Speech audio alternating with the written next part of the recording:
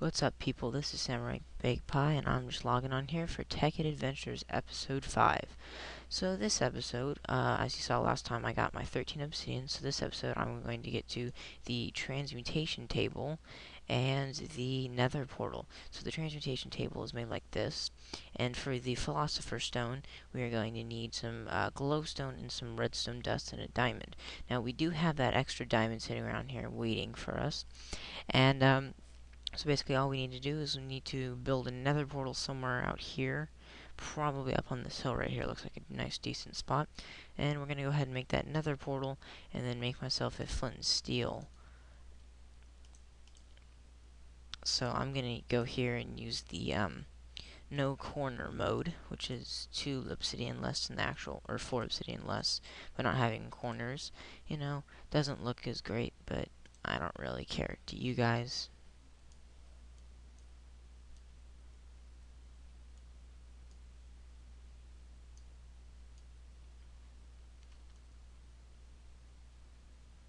Alrighty. So I'm going to go see if I have some. There's an iron. And do I have any flint? Does not look like it. Alrighty. Well, let's get some gravel and go ahead and place that outside with my shovel. And there we go. Alrighty. So let's place some gravel and then get some flint.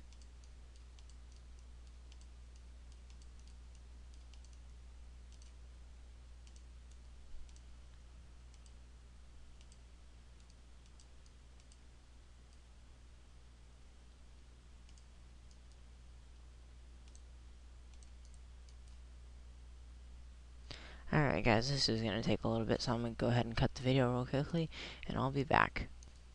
Alright guys, I figured out what my issue was here. Guess it didn't want to work with player placed gravel, so I went back down in my mine shaft, found some gravel, and got some of that. Make myself a flint and steel, and I'm going to go ahead and right click this. Alrighty, here's our nether portal. Let's go! We're off to find some glowstone, the wonderful glowstone of Oz. Building terrain.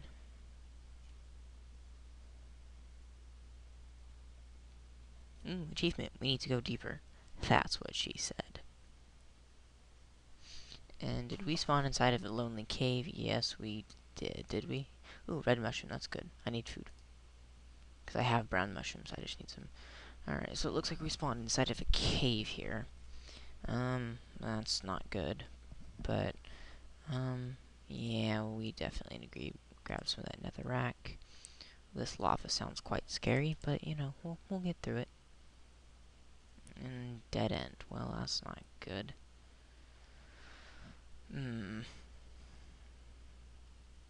Please tell me this is a way out. Please don't catch him. There we go. Okay, cool.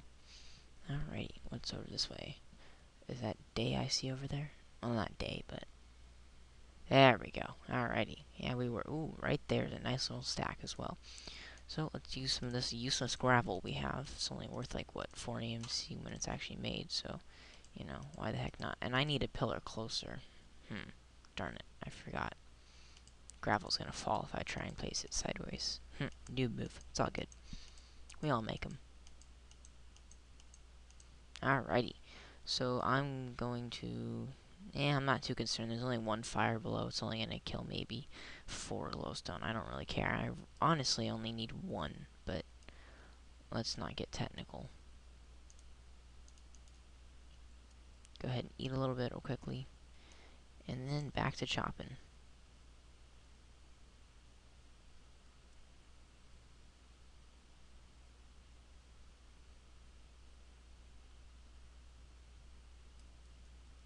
That's quite a lot of glowstone, huh? It's worth a lot of EMC. Well, for low levels, but... And there goes my iron pick, finally.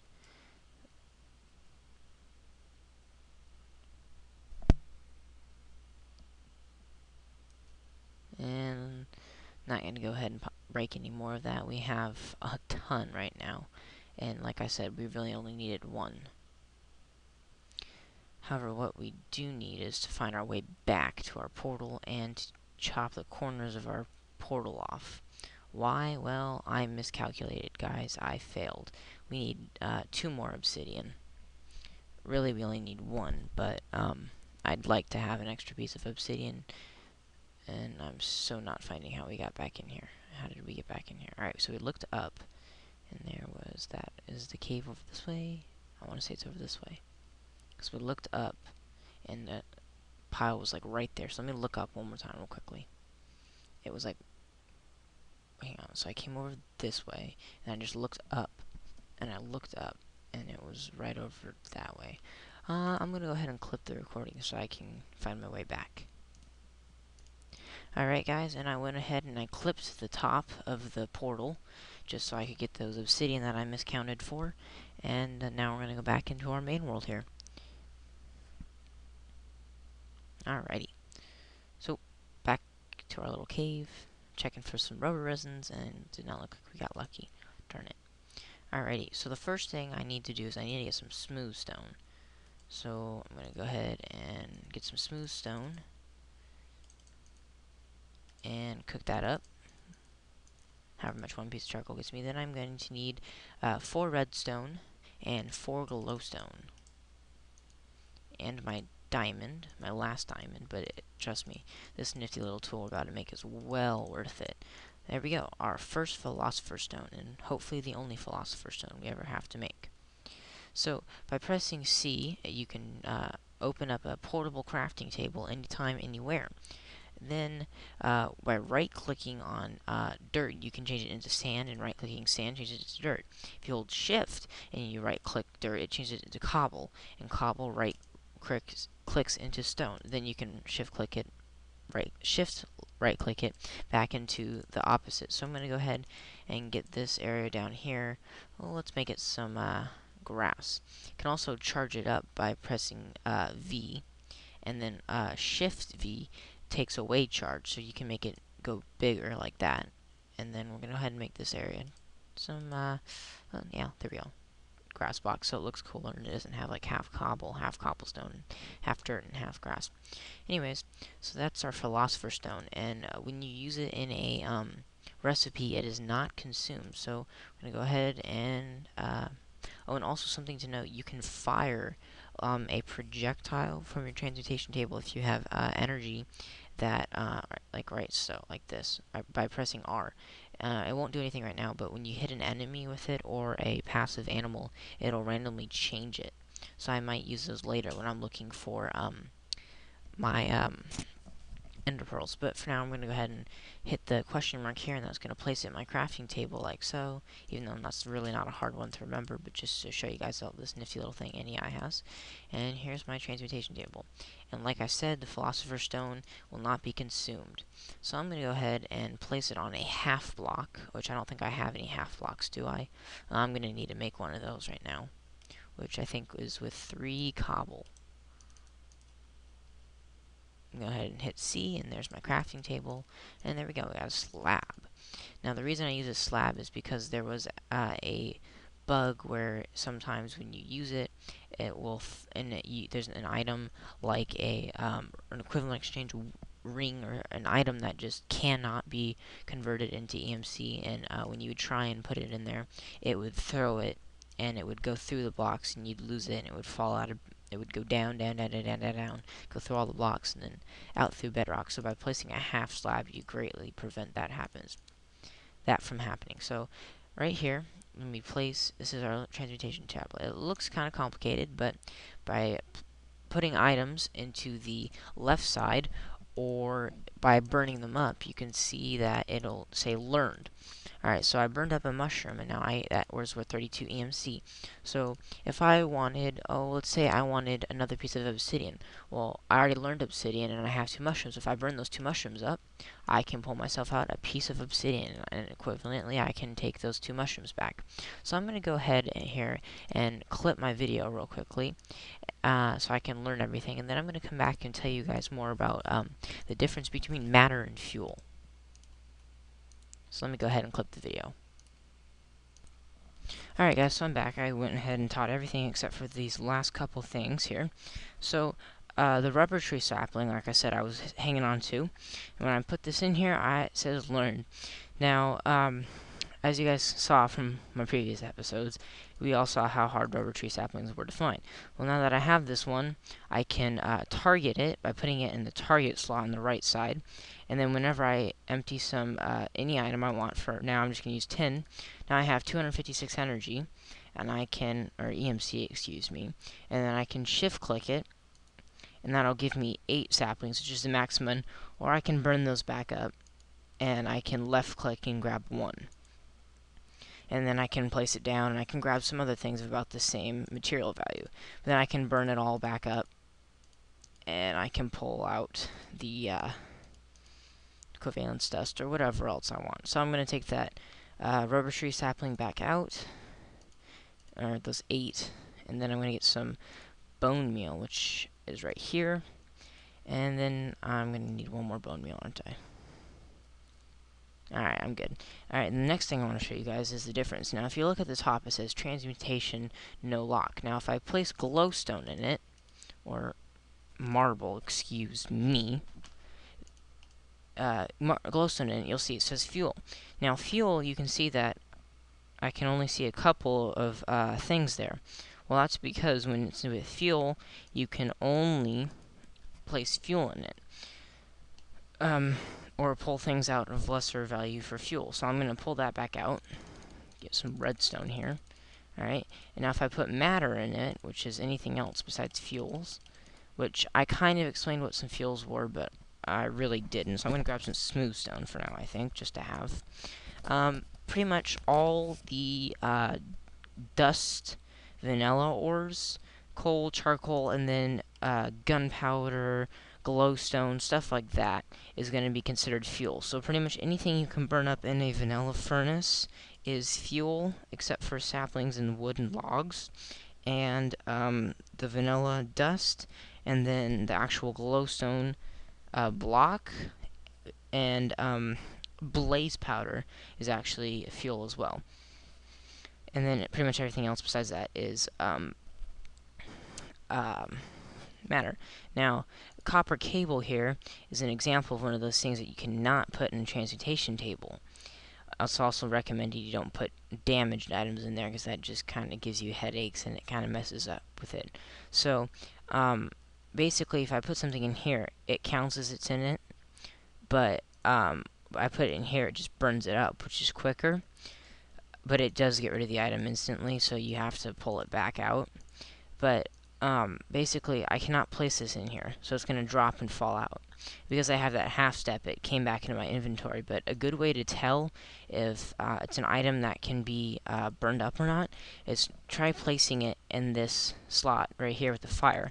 And if you can hear, I'm trying to right-click it, or even left-click the whole stack, but it won't go in. So that's how you can tell without having to lose your items or have a half slab there like I do. And then now I'm going to go outside and I'm going to bone meal those trees, and I am going to get my rubber tree sapling farm going, because you do need a decent amount of these guys to actually get some rubber resin, because they do grow back, but as you guys can tell, they don't grow back very fast, which bothers me, because I want my resin and I want it now. Alrighty, so we got a couple of them here. And I'm going to go ahead and clip the video while all I do is break these leaves off. So I will be back in a couple of minutes, guys. Alright, so I'm back here, and I went ahead and just chopped off the leaves, and now I'm going to go ahead and see if I can get some more resin. Alright, so now one thing to notice is that I'm only clicking it once. Now each resin is only going to be able to tap once. However, if you do tap it twice, then you will get a double amount of resin. However, that resin spot will never grow back again. So do not accidentally double right click or triple right click or anything else on a resin spot, because it will never grow back again. I was debating whether or not to show you guys that, but it's not worth it. Now you can, however, teach it sticky resin, and then that's worth a little bit of EMC, but then we still have to cook it up before we can actually get some rubber out of that. So I'm going to go ahead and get myself some of this resin here, because I do need some. I'm going to go cook that up, because I do need some more resin, because I want some more rubber. And the next thing I'm going to be looking at is the extractor. Now, cooking up resin is a way to get some quick rubber. However, it's not the most efficient way. Each resin will only give you one from cooking it. However, an extractor, you will be getting 3 resin per each one. So now the extractor was 4 tree taps, a electronic circuit, and a machine block. So a machine block is 8 iron, and it looks like we need some more iron. So now this is where this wonderful thing comes in handy. I can place my tin in, and I can pull out iron. So now I have 8 iron, but I do need 9, because I do need a electronic circuit. So I'm going to need 9 refined iron, actually, so I need 1 more. That's my bad. Alrighty. And then we're going to need a total of 2 more redstone, which I have in my bags. And yeah, that's about it. So that's all we really need right now. Go ahead and insulate some of this wiring. And yep, so now we're just waiting for this stuff to cook up. So go ahead and hit C, and I can make that handy dandy on the Go crafting table. There's my electronic circuit, and I've got my 4 tree taps, and I've got 4 refined iron now, so I'm halfway there. And this iron furnace, guys, is really not that fast, considering what you can do with industrial craft machines. You can make the induction furnace, which I'm going to obviously get it, but I'll look into that probably next episode. And next episode, I also might want to make a bow, because sometimes I shoot my arrows in the air. Just sometimes, though. I like to kill creepers, saying Ayo. Not today, bro. Anyways, here we go. I'll craft it up like so. My 4 tree taps, which unfortunately don't stack, so that's rather tiresome. But there's my extractor. Alright, so you saw that I had a fully charged generator. Now, if I place him on the copper cabling, or just because he's adjacent, he will start fueling it. As you can see, it lost it. Now this is filled up. Now I'm going to take my 4 resin that I have on me, and I'm going to place it in the extractor in top slot. There we go. Yeah. Make some cool little noises there. And, yeah. So, there we go. And that's going to make 3 rubber each instead of 1. So, it's been about 18 minutes now. So, I'm going to probably wrap up this episode in a minute or 2 here. So, yeah. Let me cook up this charcoal real quickly. Gonna teach it to my transmutation table. And then you can see that's a fuel.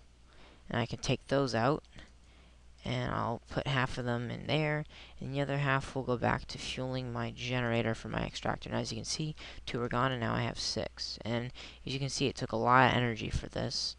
I'll get more into how much energy is. It's used by ticks.